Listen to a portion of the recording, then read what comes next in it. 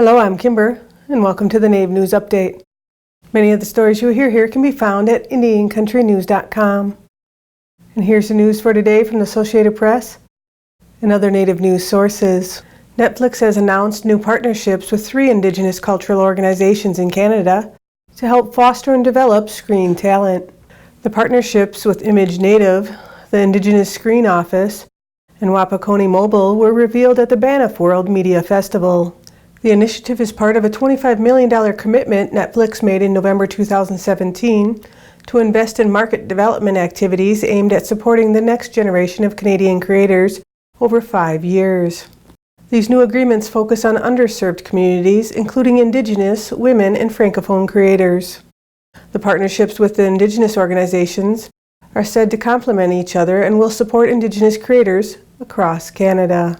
U.S. Census Bureau Director Stephen Dillingham told reporters in Albuquerque, New Mexico, that U.S. Census workers would make sure states with high percentages of Latinos and Native Americans receive accurate counts.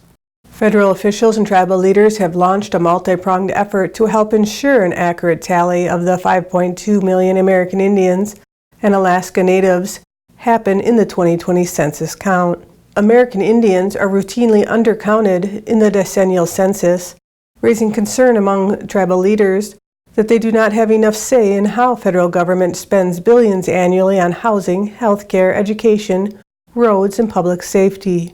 To help combat their concerns, for 2020, the Census Bureau hired 100 American Indians to promote the count, communicating with tribes earlier than in the past. Officials have also consulted with tribes to hear their concerns about the census, while testing ads and messaging campaigns with tribal leaders. Census officials said American Indians on reservations were undercounted as much as 12% in 1990.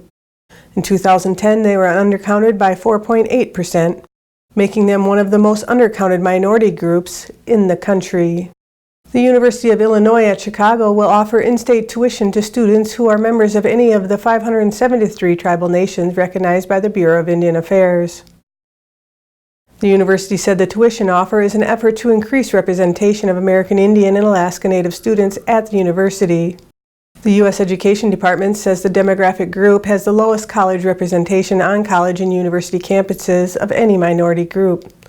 Kevin Brown, who is the Vice Provost for Academic and Enrollment Services at the university, says offering in-state tuition will remove one of the financial roadblocks for students and create a fairer playing field for Native Americans. The university says in-state tuition can mean a savings as much as $14,000 annually.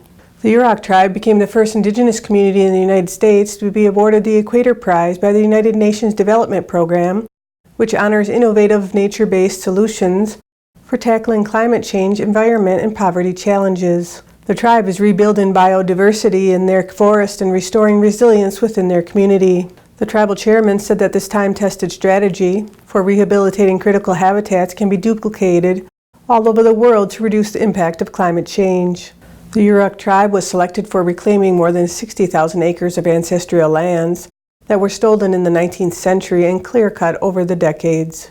Those forests, according to the tribe, are now managed by the Yurok citizens to recreate the diverse ecological conditions that existed on these lands for millennia, and provide for the production of traditional foods, medicines, and basket materials, as well as a carbon sequestration. On June 9th, Native American fashion designer Lauren Aragon, and owner of Aconav, saw one of his creations on the red carpet at the 73rd Annual Tony Awards in New York City. Colleen Jennings Rogensack, Arizona State University Vice President for Cultural Affairs and Executive Director of ASU Gamage, who is Arizona's only voter in the 2019 Tony Awards, chose the designer's dress for the big night. The Native American fashion designer said the colors of the gown are a nod to the missing and murdered Indigenous women movement, and the geometric shapes represent pottery art of the Acoma Pueblo. And that's another roundup of news from Indian Country on this edition of the Native News Update. I'd like to thank you for joining me, and have a grand day.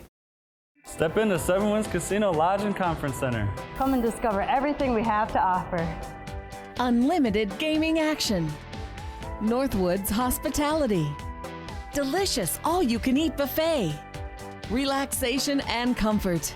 Great drinks and good times. Big wins, big fun. It's all here at Seven Winds Casino Lodge and Conference Center in the heart of the Great North Woods.